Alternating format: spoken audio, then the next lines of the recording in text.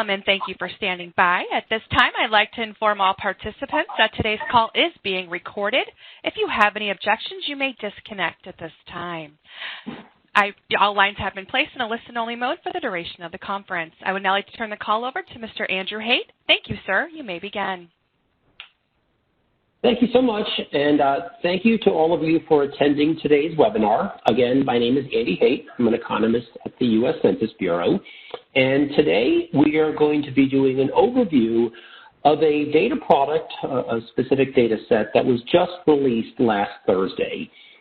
It is one of the last data products that were released as part of the Economic Census, and this one specifically covers information on franchising. Next slide, please. So I'm going to be conducting the very start of this presentation today, but I'm also going to be on with my colleagues Nidal Gibran, who will be speaking shortly after me, and then also my colleague Barbara Zamora-Appel. The three of us actually work in our outreach area at the U.S. Census Bureau, and hopefully you'll find the presentation today really interesting. Before we go into the actual presentation, though, I would like to introduce someone, a special guest, if you will. The Census Bureau has had a long-standing relationship with a number of trade associations and other groups. We rely on associations and these kinds of organizations to not only help promote response to our census programs, but also to promote usage of our data. And Suzanne Beal is on today, and she's going to be talking a little bit about the importance of statistics to her work and to her association's work. She is with the International Franchise Association that is very much interested in this particular report. So Suzanne, it's all yours. Andy, thank you so much for that kind introduction. And also thank you to the entire team at the Census Department for including myself and the IFA in today's presentation.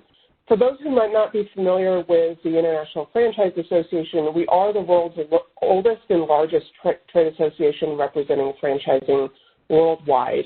We represent all three legs of the franchising stool, approximately 1,400 franchise brands, over 700,000 individual franchise owners, and of course, all of the great suppliers that serve the franchise community.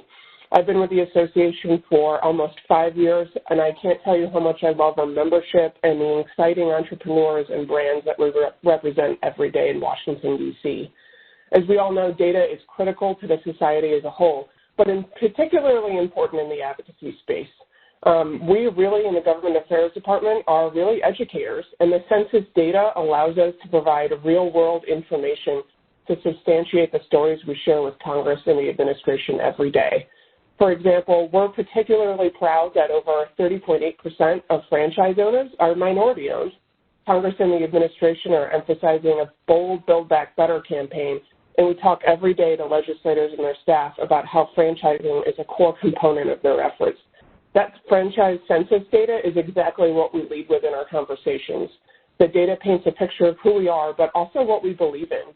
Even the individual members of Congress, we are not going to sell them an idea unless we have the data to accompany all of our stories.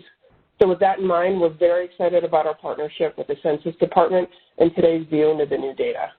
Back to the team at the Census and Nidal. Thank you. Thank you. Thank you, Andy, and thank you, Suzanne. My name is Nidal Gibran. I'm with the U.S. Census Bureau, and I'm going to spend some time here just talking about the many programs, surveys, and products that we offer here beyond just the decennial. So the U.S. Census Bureau is the federal government's largest statistical agency. And as important as the decennial census is, it's just one of more than 130 programs that we conduct. We also have annual demographic programs such as the American Community Survey, or the ACS. And this is an excellent resource for demographic, socioeconomic, and housing data. And these are also very valuable for small business owners and entrepreneurs because it helps people make decisions and understand something about the demographics of the communities where their businesses are located and who their potential customers are.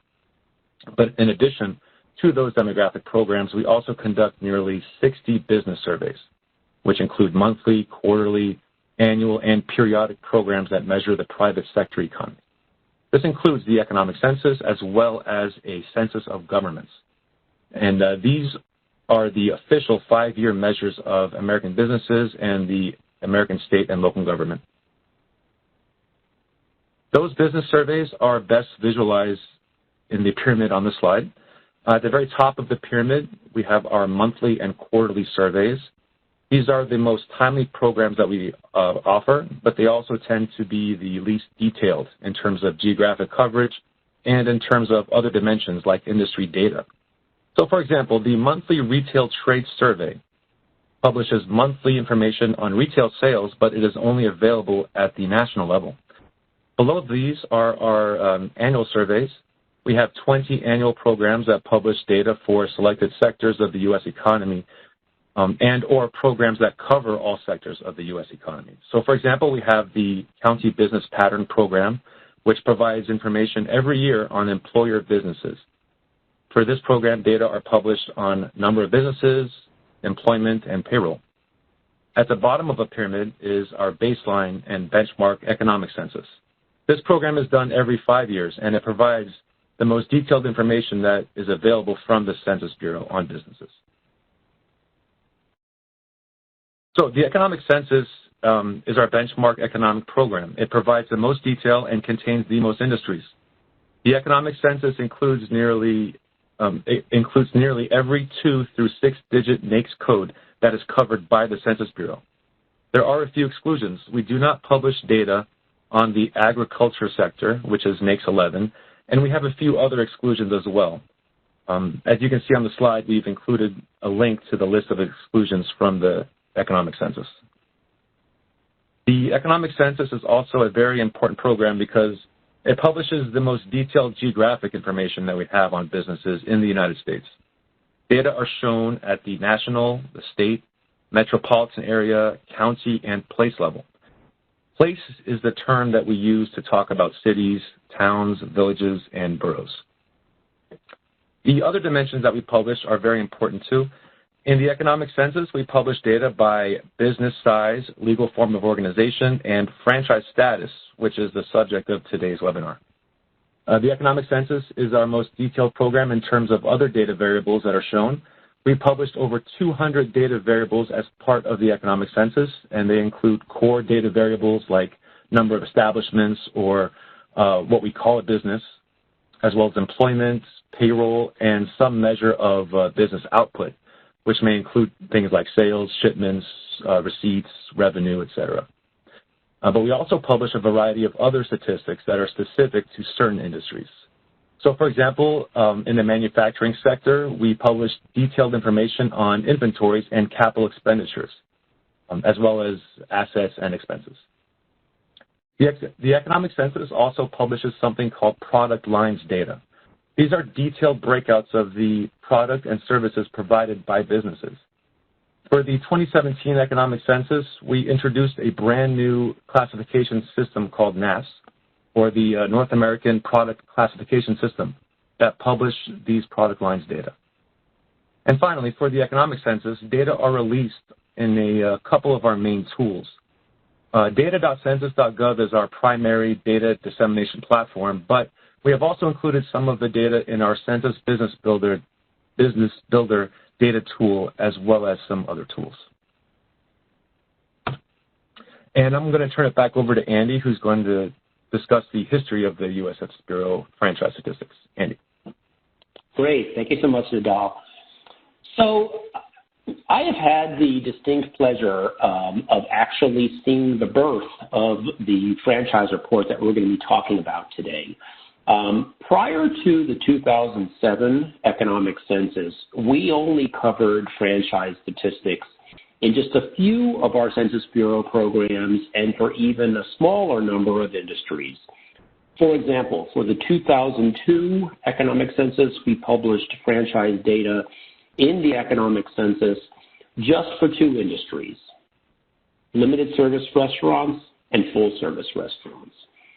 So as we were entering our planning phase of the 2007 economic census, we met with some representatives from the National Franchise Association who requested that we add some more industries to the program, to the economic census. In meeting with us, they stressed the importance of business data in economic development and growth. They want to ensure that entrepreneurs and business owners who are opening businesses are successful, and having reliable, responsible, comprehensive, and consistent data is critically important. So they said we really need to have this data. Of course, they also made the case that franchising is so much more than just the two industries that we had been publishing data for a number of censuses. In fact, over on the right-hand side of the slide, you can see the 15 of the 18 economic census sectors that we cover in data for franchising. It's no surprise when we see NAICS 72, the accommodation and food services sector, in it, because that's, of course, the industry sector that includes limited service and full-service restaurants. But I think many of you may be surprised to see some of the other industries that franchise businesses are engaged in. They said we really need to have this data to help us make decisions, to help us understand how this industry and this important part of our economy is growing and changing. So for the 2007 economic census, we added questions to over 200 of the paper forms that we used for the 2007 economic census. Of course, by now we have switched over to a completely electronic collection instrument, but those questions were added to nearly 300 industries. So going from 2 to about 280 right now, what we have for 2017 economic census, they were instrumental in identifying those industries and helping us make the case that these were important data that we wanted to collect. We do an economic census every 5 years, so we collected data in the 2012 economic census on franchising, and now we're here today talking about the data that is being published, that was just published last week, for the 2017 economic census.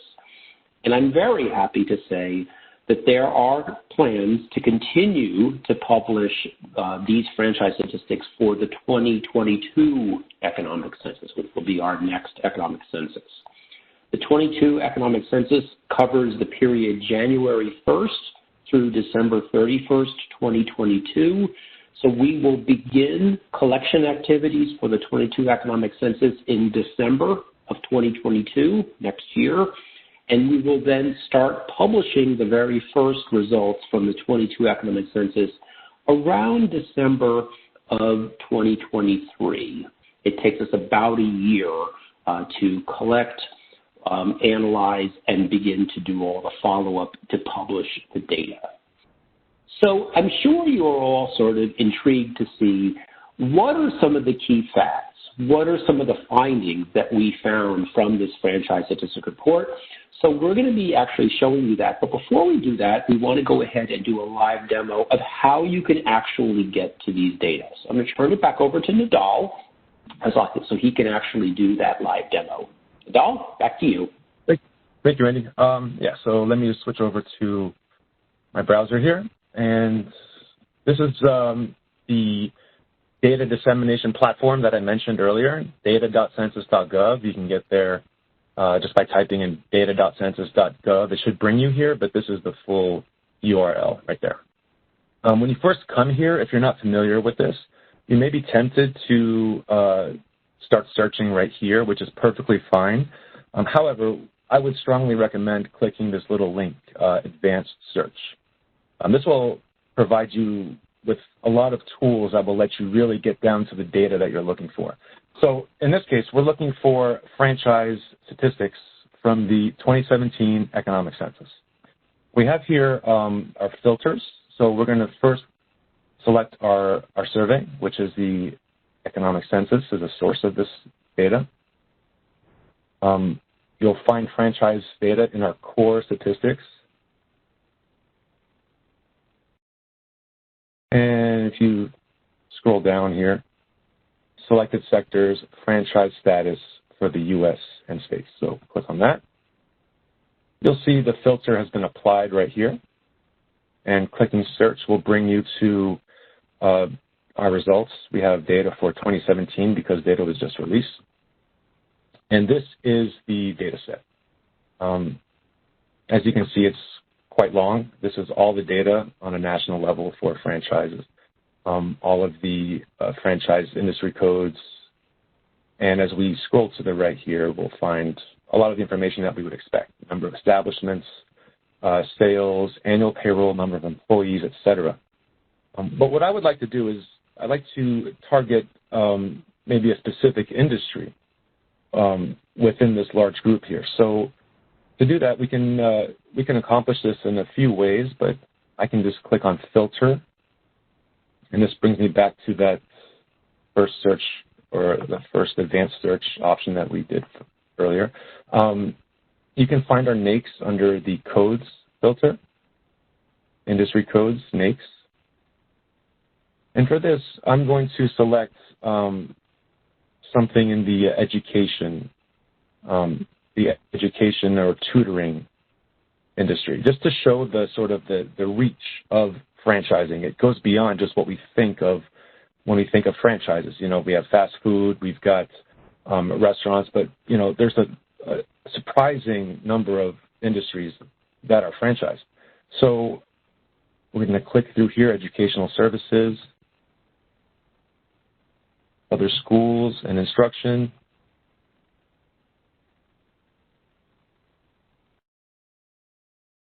And let's go to exam preparation and tutoring. Okay, and if you caught that, when I selected this option, it did apply that filter here. So we're on the right track.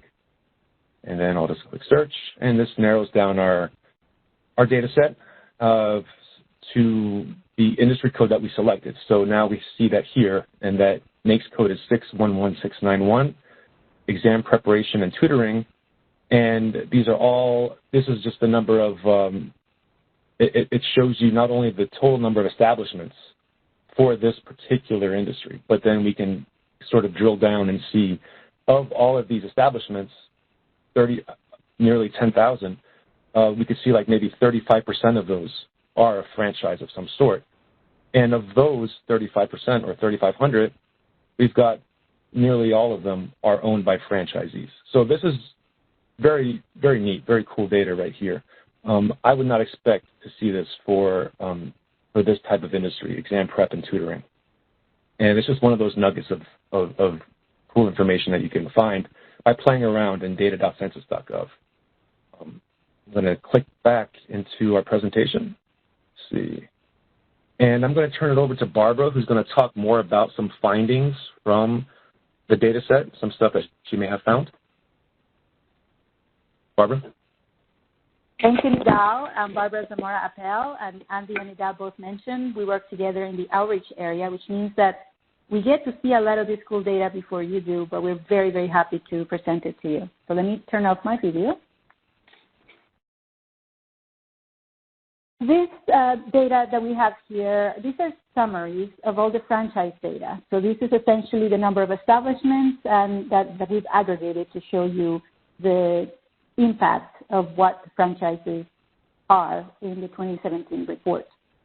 So in 2017, 498,328, or 11.4% of all establishments were franchise establishments.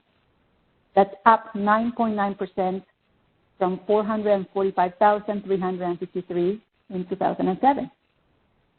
These franchise establishments had 9,598,855 employees out of 63,291,000 of all covered industries.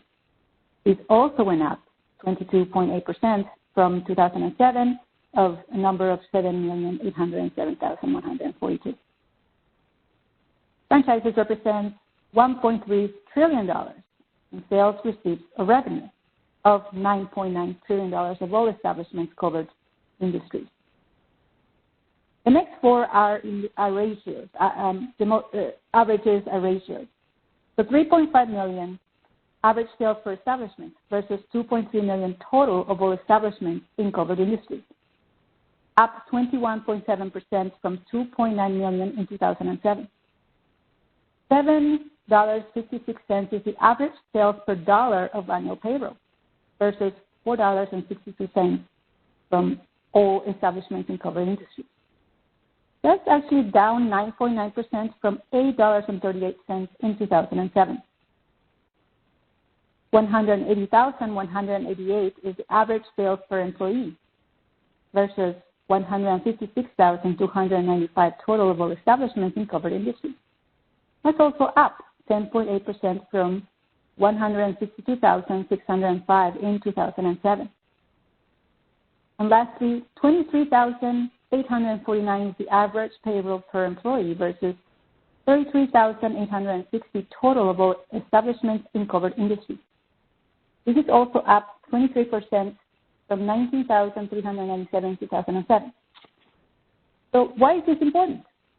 If, for example, I'm considering opening a business, knowing the differences if buying a franchise versus opening a small business on my own will help me make the decision.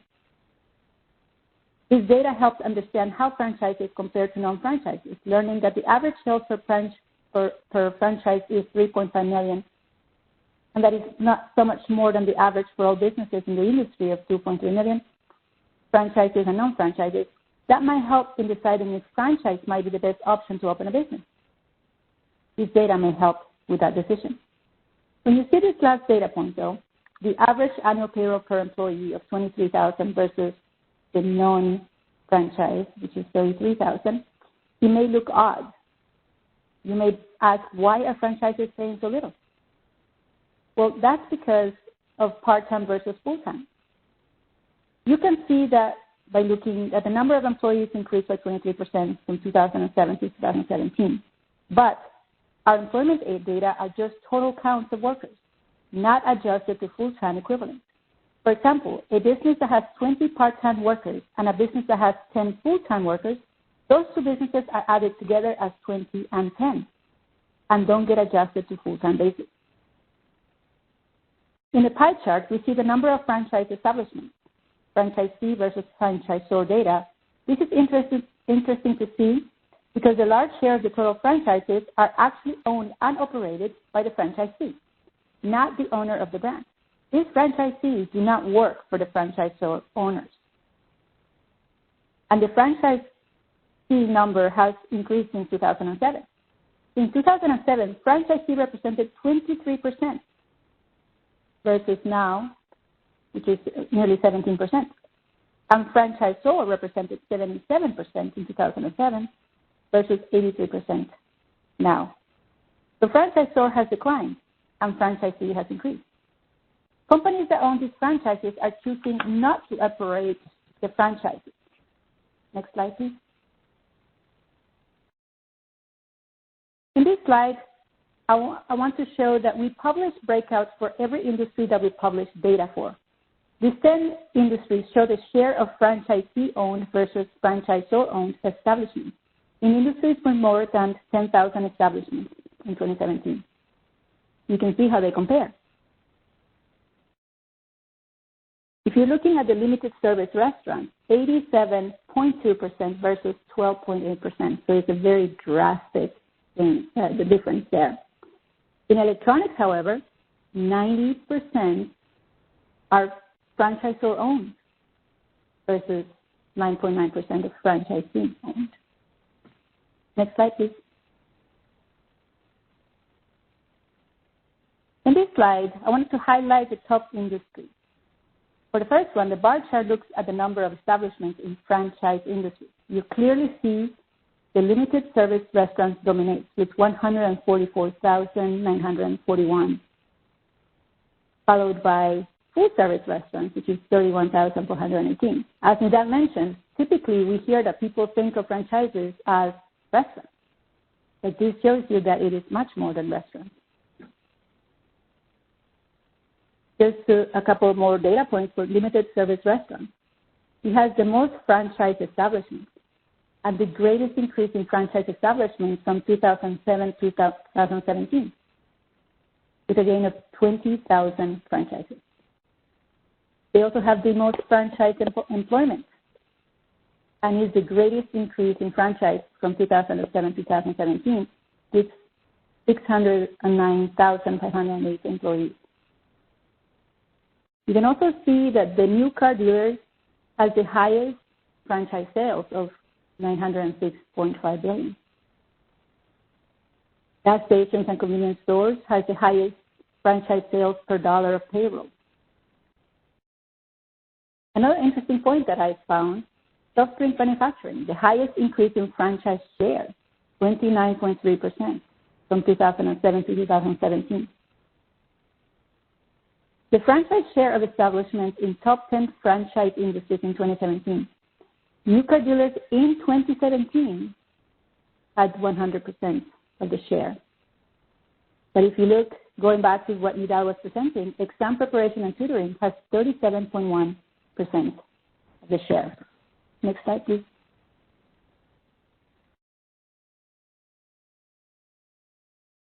This slide is quite interesting. We highlighted one industry in each sector.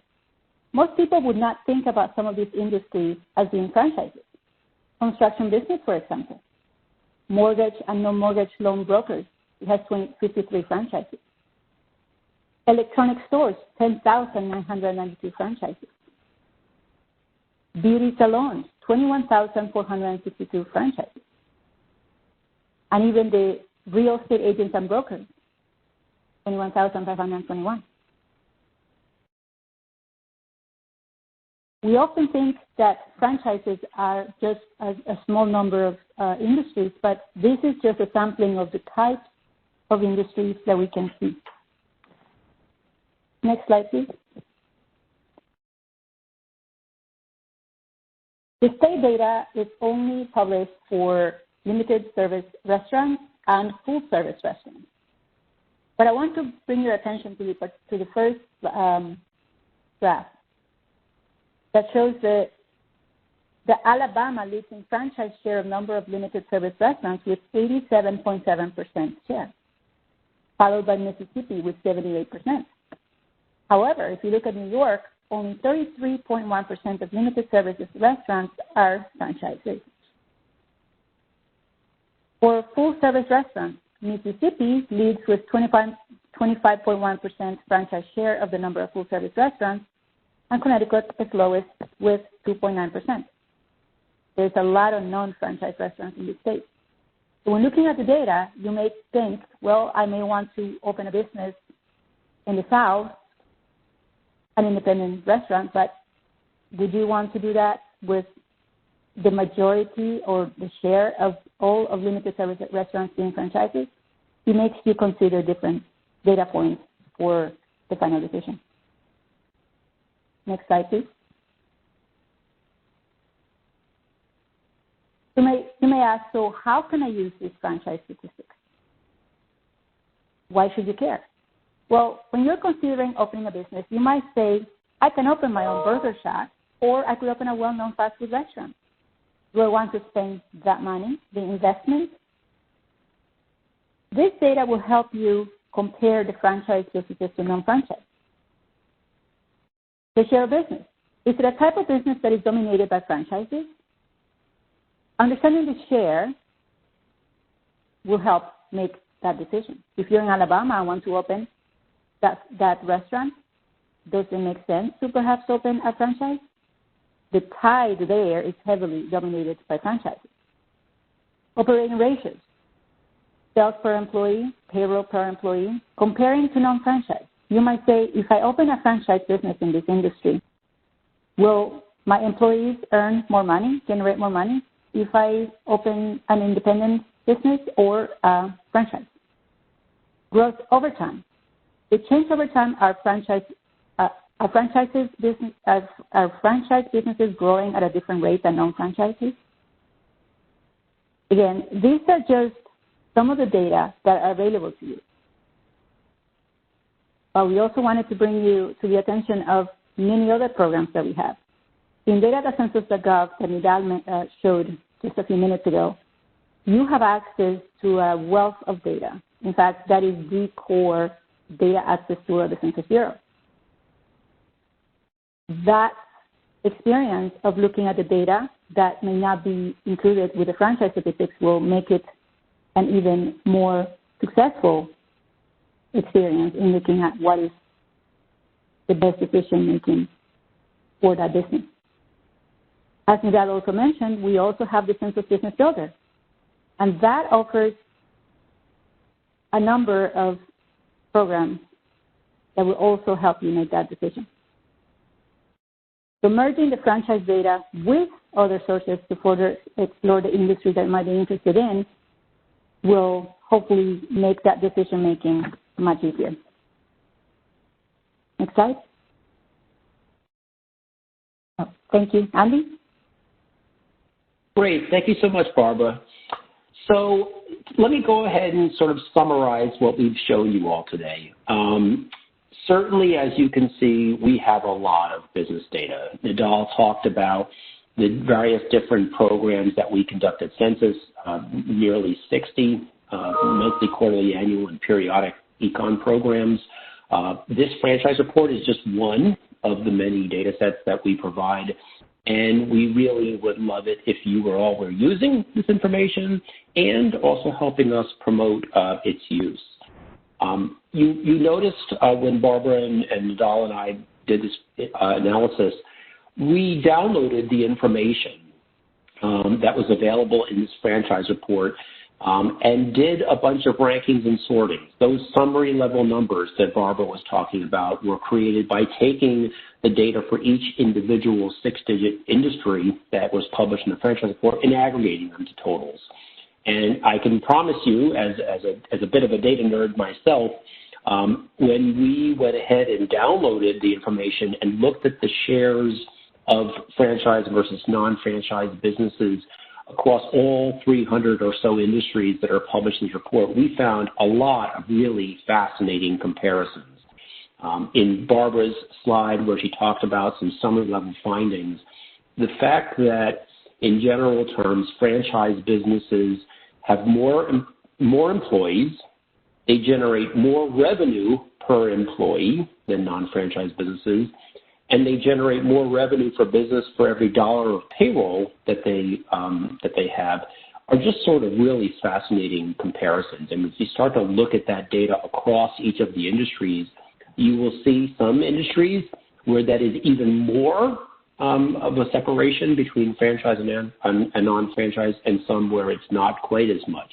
So these provide amazing insight into the importance of franchises in the United States and as a avenue for business owners who are thinking about opening a business to sort of get that initial start. As Barbara pointed out there at the very end, using our data is really the best when you merge the data from one program with other programs.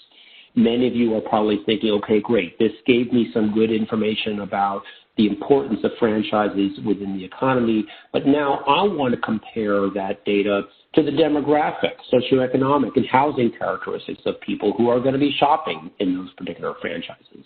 Is the importance of franchising in fast food restaurants in Alabama a function of the demographic characteristics in the state, or is there maybe something else going on there? So merging our business data with not only other business data that we have at Census, but business data that we have through other federal agencies. For example, our Census Business Builder data tool provides access to labor force information that is available from the Bureau of Labor Statistics. This gives you a comprehensive portrait of an industry where the franchising data is just a piece of it. And finally, we really would encourage you all to be using these census data products in your data toolbox. In many ways, I think of the data products that we have at Census as like a plumb bob or a level to a carpenter. It is just one of the tools that carpenter uses to do the particular work that they are doing. But it's an important tool because that wall wouldn't be straight and plumb if you didn't have those particular tools. But it's just as important as the hammer or the saw that they use to build that particular wall. So We really want you to be able to do that. I did see one of our attendees just ask a quick question: how can we actually merge that data doing that? So when Nidal showed you how to go into the franchise report, he specifically showed selecting the franchise statistics from the economic census and then just opening the general data file. He then went in and showed you how you could then further filter the data to look at data not just for all industries that we have franchise data for, but for a specific industry, for exam preparation services. That same way as he did that, he could have also searched the industry using the main search feature and could have found all of the different data sets that we have, the county business patterns data, the non-employer statistics data, and the wealth of other business programs that we have that provide data specifically for that industry. He could have then gone in and downloaded using the download features that are in data.census.gov that particular information. So yes, he could have definitely merged that information. We normally recommend people do that merge in a program like Excel, that most of us probably have on our desktops, just sort of out of the box. So let's go ahead and take some questions. Nidal, next slide. Thank you. So let's go ahead and see if we can answer some of these questions that came in the chat. We also are able to take questions over the phone. But before we do that, I want to very quickly ask my colleague, Suzanne, if she would like to come back on and say a few things as we're getting these questions queued up. So, Suzanne, any thoughts or comments? Thanks, Andy. No, just really excited about this data and digging into the wonderful chart that you all walked through today. I'm particularly excited about the ratios of corporate-owned locations versus franchisee-owned locations. It's just such a wealth of data that I know we will all spend hours on. Would love in the question and answer section too if you could talk a little bit more about that payroll data point. Thanks. Sure. So let's sort of reiterate that issue about employment and payroll and looking at that average. As Barbara mentioned, when we ask a business to report how many employees they have and what the annual payroll is that they pay those employees, we ask them to just report the total number of employees and those total payrolls. We do not ask them to adjust those employment numbers for full-time equivalents. So, for example, in Barbara's example, she mentioned, let's say you have a business that has 10 workers, 10 employees, and those workers each work only a 20-hour week, 20 hours a week. So they're half-time, essentially. That business would respond to the Census Bureau that they have 10 employees, and they would report to us their annual payroll, which would be based upon them working those 20 hours a week, not a traditional 40-hour full-time a week program. Now, on the other hand, let's say you have a business that has 10 workers, but they pay their workers X number of dollars, and they work a full 40-hour week. That business would also report to us that 10 employees and what the total payroll is. And I suspect that when you look at the total employment and total payroll of franchise businesses in comparison to all businesses in the industry, you would find that the total number of hours that those franchise workers work, franchises potentially may have more part-time workers than they have full-time employees, and that's why we saw that ratio of average annual payroll per employee being lower than the average for the entire industry. It's not that they are actually paying their employees less per hour. It is that those workers simply work fewer hours. There are a couple of things that we can do to actually verify or validate that that is true. The first is something that Barbara mentioned, the fact that the employment data was up so much in that 10-year period could let us see that franchises really have been hiring a lot of workers. In that period, they upped their number of workers by quite a bit. Just looking at the limited service restaurants piece, that industry had 609,000 more workers in 2017 than they had in 2007. So this is an industry that has a lot of workers and is then paying them, but a lot of those workers potentially are part-timers.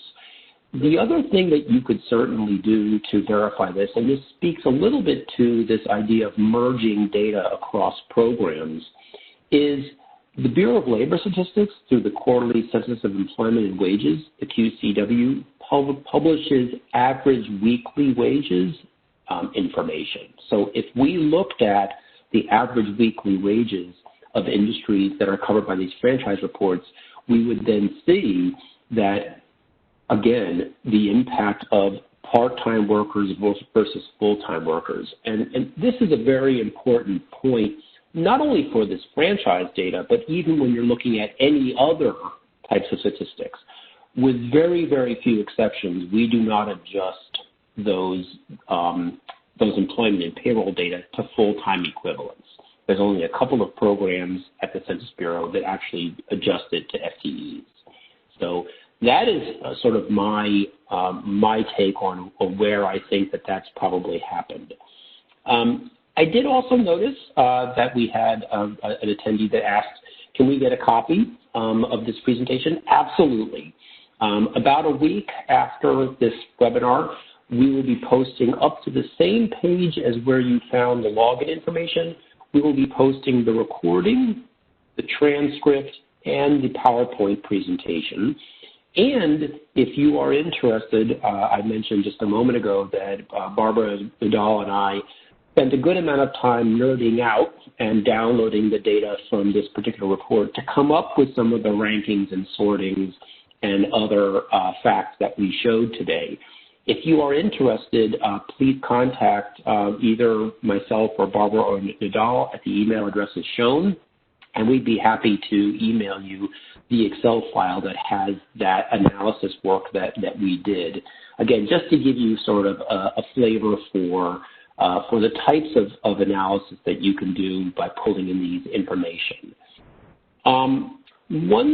One thing I want to quickly mention that did come up also in the chat is, and you may have heard this when Suzanne was commenting about the number of franchises that they represent, the Franchise Statistics report only covers employer businesses. These are businesses with one or more paid employees. We do not include in the Economic Census statistics on what we would call non-employer businesses, what we typically think of as self-employed people. And yes, there are franchises, there are individuals that are operating a business as a non-employer that are franchises. So some of the count that we may be thinking of as the total number of franchises is higher than what we actually have in the Econ Census because, again, we're only covering a share of those. I will also mention that we spend significant time reviewing the statistics reported by businesses. It's one of the reasons why the franchise report is one of the last reports that's released as part of the Economic Census. We want to make sure we're getting a good count. But in the end, we are asking businesses to self-report their statistics. So when a company has 25 locations and they tell us that 10 of those 25 locations are franchises and the other 15 are not franchises, when they answer that question, yes, I'm a franchise, or no, I'm not a franchise, we essentially trust, if you will, believe that that's what their response is. We do, of course, some analysis looking for anomalies where it's clear by looking at the name of that business that business that they may have said is not a franchise really is, in fact, a franchise. And I'm really proud of our staff at Census for that analysis. It takes a lot of time to review data on 500,000 franchise businesses in the U.S. But in the end, this is a self-reported program.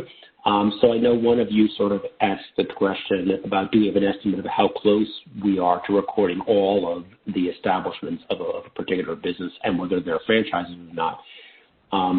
We do a pretty good job of counting every employer business in the United States, but again, determining whether or not they are franchises or non-franchises is again sort of a self-reported thing. And then the last comment that I saw that came in the chat, let's see if we have any more besides that. Yeah, here's another one here. So we had a question, someone asked, is there market share information? Looking at what share these franchise businesses account for of the total number of businesses. Yes, you could certainly calculate that by looking at the share of not only the number of establishments that are franchises versus non, but you could also do that same comparison for their sales, their employment, or their payroll. In fact, some of those rankings that we showed you all today gave you some information about the share that franchises make of all businesses in each of the industries.